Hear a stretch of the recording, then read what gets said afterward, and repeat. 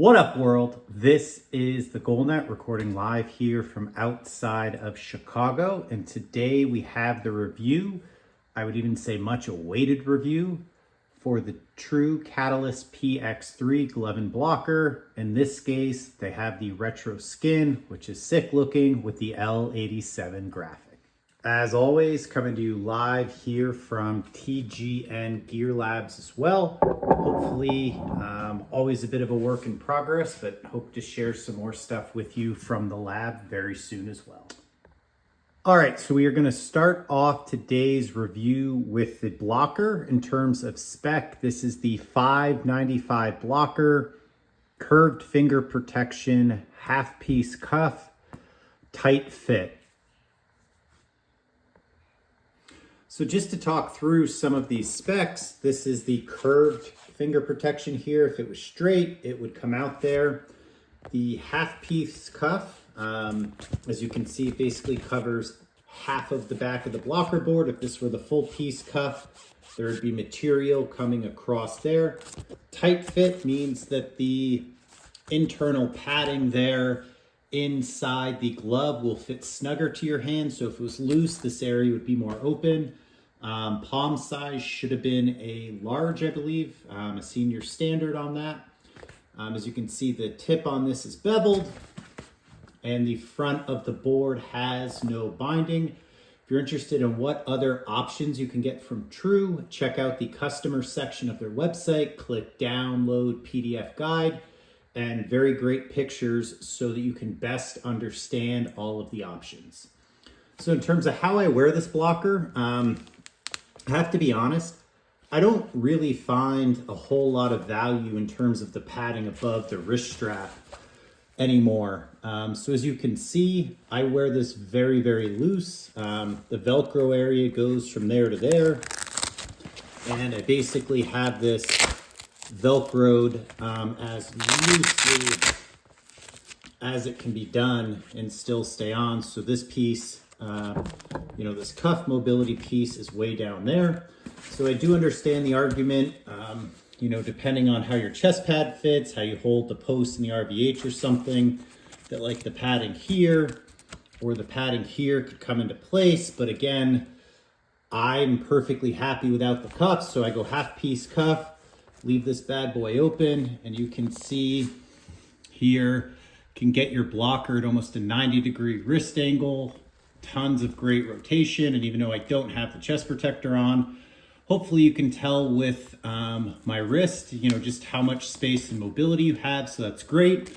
And then if you are a goalie who likes it tight, gotta be honest, I can't really understand who or why would like it tight, but you can do this thing much tighter and you can see all of a sudden this carbon Gen Pro piece that you could barely see when I have mine loose is all of a sudden in play. And now when I go to bend my wrist, there's sort of a responsive feel in the back of the cuff, which again, I don't like, but if you are a goalie who does like it, this design is very flexible because you are able to get something that's tight.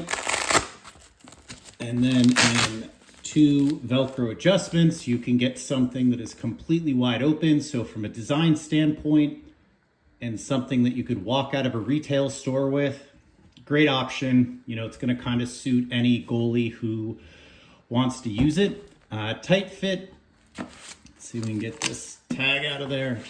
In terms of tight fit, blocker's pretty snug. It's not the tightest fitting option in the league. If I were to give a suggestion to True, I would almost love a double tight fit blocker and get even more padding down there so that you can really lock in the lower section of your hand where you want the tightness versus needing to adjust the wrist strap. But again, it's good.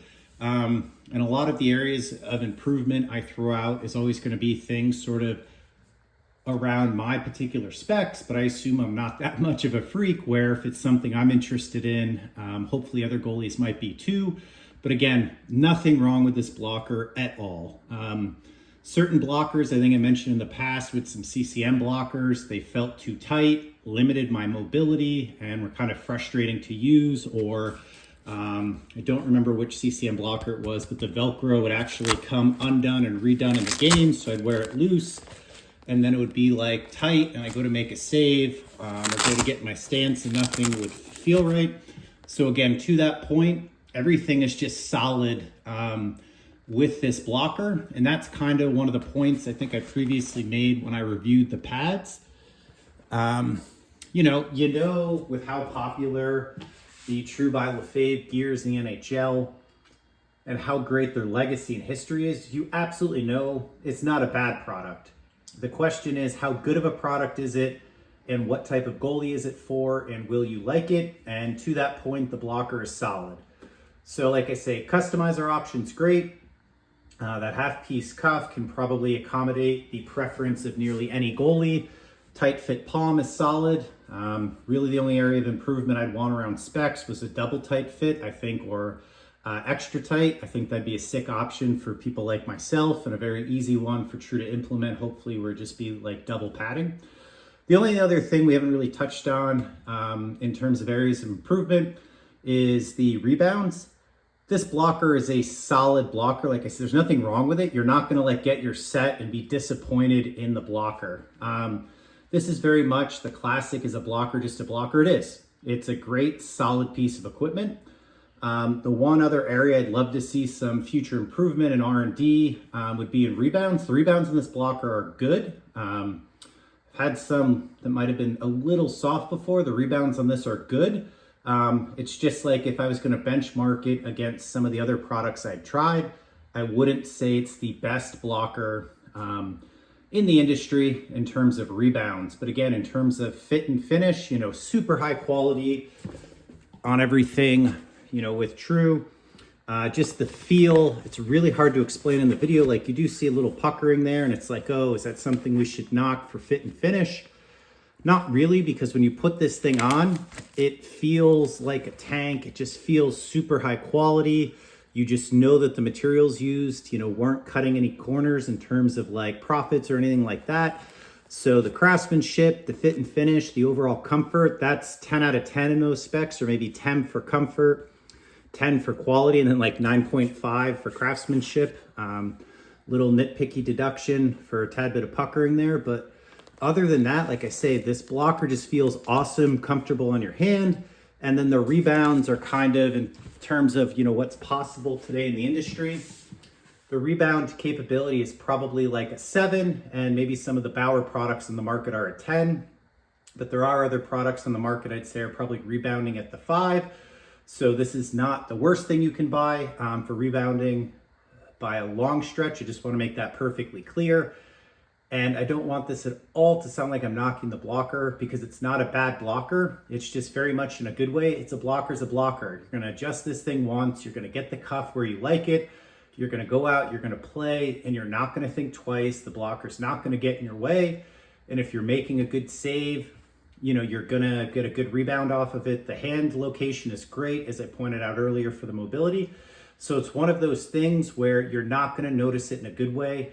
Some of my earlier reviews, you know, I've really nitpicked some other brands with things like strapping, where you do notice things when you're playing, they get in your way and it is problematic. You won't find anything like that with this blocker. And on to the part of this video I would assume most people are probably more interested in. You know, the glove is always probably the first or second most interesting part of the set, depending on who you are as a goalie. I'd always say you either care about the glove or the pads most. And then if you care about the pads most, the glove is second, and vice versa. Blocker's always third. I'm a pads guy myself. Gloves come second. So this glove is a 580. Anybody that's a heavy follower of mine on Instagram probably knows I had a 20.1 580 all white. Used it a handful of times, mixed in with other sets. Didn't really have any complaints. I've used a 580 on and off for like the last 20 years. I am old enough. I had a Coho branded 580. I don't know if I want to admit that on video, but there it is. It's out there.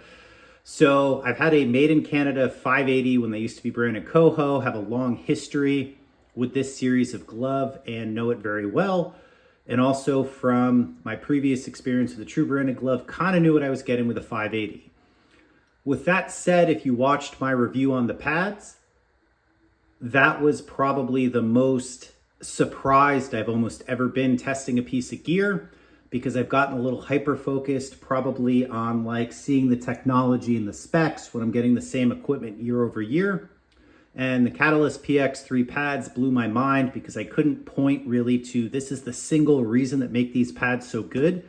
And they absolutely flat out kicked ass in terms of performance. The glove, on the other hand, I kind of thought I knew what I was going to get. And it was probably the part of the set that was probably the least interesting for me. So before we get into the specifics of why I would say this ended up kind of being the least interesting or maybe my least favorite part of the set, believe it or not, let's go over the specs. This is a 580 glove. I believe the 590 will be standard with this set of gear.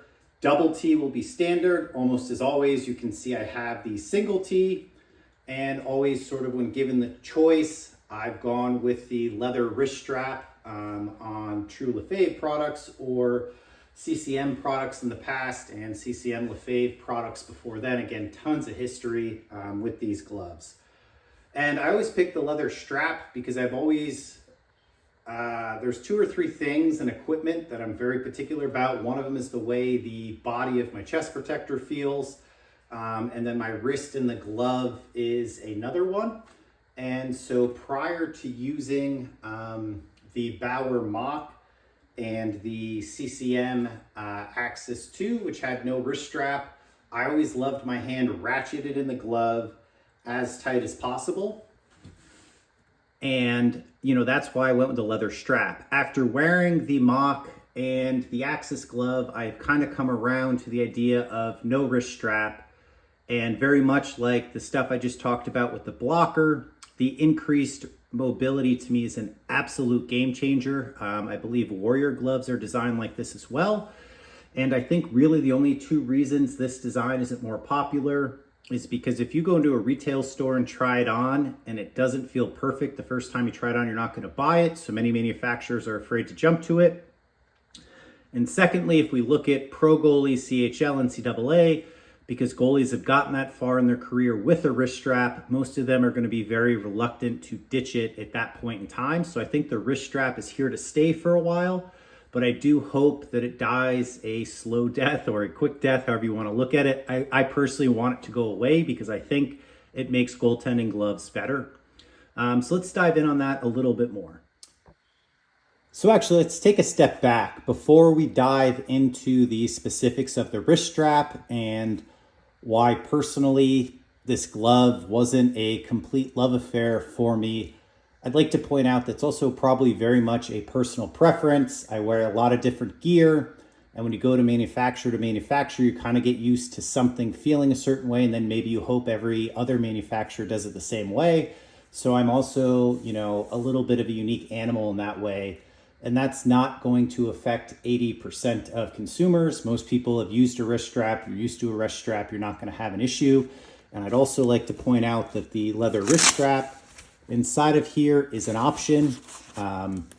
You know, standard will be the nylon webbing twist strap. But let's get down to the good things because, like I say, almost every goalie out there is probably going to be happy with this glove and potentially thinking being a little bit of an ass or nitpicking too much with the wrist strap. So let's get to everything this glove does well because there's a lot. First off, closure.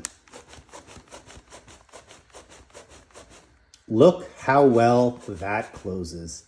I have not done anything like clamp the T. This is a game-ready break with a 1 layer of extra padding inside there. And as you can see, out of the box closure, the only thing I do to break it up or break it in is tie it up after I skate with pucks in the pocket and stretch it out. Nothing crazy, no steaming. And this thing is money. Got the elastic strap there that enables the backhand to be connected to the thumb. The pad's there, but the elastic lets the whole glove give. You can see how really well that adds value. Great backhand padding. Again, Lefebvre #1 in the NHL for a reason. Little things like making sure you're not going to get stingers in weird places, completely and absolutely dialed in. And like I said with the blocker, you put this thing on and you know it's high quality. It's like if you've ever closed the car door in a luxury car and then you go, drive whatever the cheapest, $18,000 car you can buy in the lot. The door feels flimsy. This thing is a luxury car, feels very high end. The quality of the construction, the build, the feel, all 10 out of 10. And my little nitpick on the blocker, there's no puckering. Every stitch is perfect on this thing. So completely well done there on the glove. And one other custom option I went with is the Shore Grip inside. I like as much as a grippier feel as I can get. There also is the option, I believe, for Nash.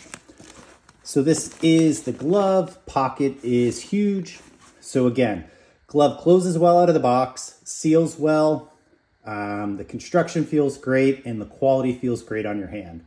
Now let's get back to that wrist strap topic I was mentioning a few minutes. All right, so to belabor the point, I ordered this with the leather wrist strap. Nylon would be standard. I wish this wasn't here. The reason I wish that there was no strap here is because when you actually put this thing tight, unfortunately, it limits your wrist rotation. And again, after I got used to wearing a glove without a wrist strap, I felt like I was in wrist jail when I put this thing back on. So when I first tried to use this glove, I actually completely took the leather strap out and was wearing it like this. And you can see now the wrist mobility goes through the charts, off the charts. The problem I had though is that your hand doesn't sit in the glove correctly when the wrist strap is too loose. And that's sort of back to my point earlier. I'd like to point this out because it's an area I'd love to see another option in the True Customizer for revised high mobility wrist strap or a no wrist strap option. But the problem I found for anybody looking to buy this glove and get that crazy range of motion is that when you don't strap this in, the glove sort of sits off axis on your hand. And then I had a little bit of a pinch point where the end of the hard plastic, which is great for backhand protection, would actually dig into my thumb a little bit right here, because when that wrist strap is done, I think the glove is probably supposed to sit like this, and it would kind of sit like that. And I would actually get like an indentation on the back of my thumb. So then the next way I tried to go around this, which is the way I would recommend, is I would just, basically put the leather strap in through there. And it was just enough grip that it kind of held my wrist in place, but still gave me more of what I was looking at in terms of wrist mobility with this glove. So that's the happy medium I found. I'd love to pull that piece out, but to the point I was showing you about making sure that your hand sits correctly inside the glove, I would not recommend for anybody that's a psycho like me, doesn't want the wrist strap, to try that. The other thing that I think is interesting when we talk about the mobility angle is when you ratchet this thing down, it's just not comfortable to do that, and it kind of locks your wrist in place. Very hard to show on video, but when you go into your stance, it's going to kind of limit the angle that you can hold your glove, which then may make it not look like it presents as big. I'm not a goalie that's particularly overly concerned with how big I look or how well I present. About 6'2", I look big enough in there. But it's just more kind of getting your wrist in that right angle so that it's a natural angle to kind of catch the puck when it's coming in. And also just a comfort thing, is your wrist in the right place the whole game. So one of the unique things I think about myself, and there's probably only one or two other people out there doing gear reviews, Goalie Gear Nerd on Instagram and In Goal Magazine, that has a direct line of sight to the gear equipment OEMs. And most of the time, many people think if they send you demo gear, they don't want to hear your negative feedback. It's actually quite the opposite. Most of the companies think it's great that you use their stuff, you're open, and you also get the opportunity to use competitive gear. And usually people want the honest feedback. Did you like it? What could we change? Are we behind anything in the market? And I did share my feedback with True, that I'd love to get rid of the wrist strap here. And even if I'm in the minority not wanting the wrist strap, should be something very easy to do in the customizer. And it seemed like that was some feedback which was taken seriously. So hopefully maybe in the future that is something which we'll see. But interestingly enough, and this is why I kind of said I'm a freak or a psycho, whatever I said earlier in the review, is I talked to the head glove designer at True, or the person that works with Pat to sort of design and create the initial prototype, sample, take the pro feedback. And they told me at the NHL level, they are getting the exact opposite feedback, and goalies are looking for ways to get their hand tighter and tighter and more locked into the glove. So interestingly enough, like the blocker where I talked about the extra tight fit, I would definitely love for my wrist down for this to be locked in so I have complete control of the glove for closure and shooting. But I want this area wrist up, completely mobile. So I'm not sure if myself and the NHL goalies are sort of asking for the same thing, or if maybe because most of the stuff I use is retail and consumer oriented, I'm sort of more in that boat, and I love the idea of the mobile wrist. So that's kind of just an interesting point, trying to be absolutely transparent in this review. This glove is great. 80% of you who have never used a glove without a wrist strap will have no complaints. But if you are a goalie like myself, maybe you're coming out of a mock or you tried the CCM, didn't like it. You want to go back to Lefebvre if you went that direction after the split, but you were used to no wrist strap. It is something you're going to kind of have to play around with and get used to. So just spent 5 minutes talking about that. If you're a goalie who is used to a wrist strap, hopefully you just hit fast forward. But for the minority of us out there, that was really helpful and insightful feedback. So it is something that, again, doesn't affect a lot of people, but I think it's uber critical to point out. But as you can see, number one thing, does it close? Is it sealed? Does it catch? Does it retain the puck well? Absolutely check, check, check for all of those questions. So for anybody that made it to the end of this review, thank you for watching. Always appreciate a like or a follow if you're new to the channel. People say that when I watch YouTube reviews, so I feel obligated to say it. At the end of the day, the 580 glove is a tried and true classic.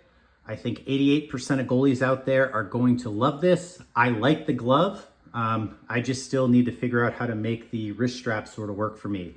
Blocker, going to be a very safe choice. And if you're looking also, if you happen to be a goalie, maybe a men's league goalie, and you want something that, it's going to last you a long time, the materials used, the quality, the fit and finish is top notch. I would say probably best in the industry.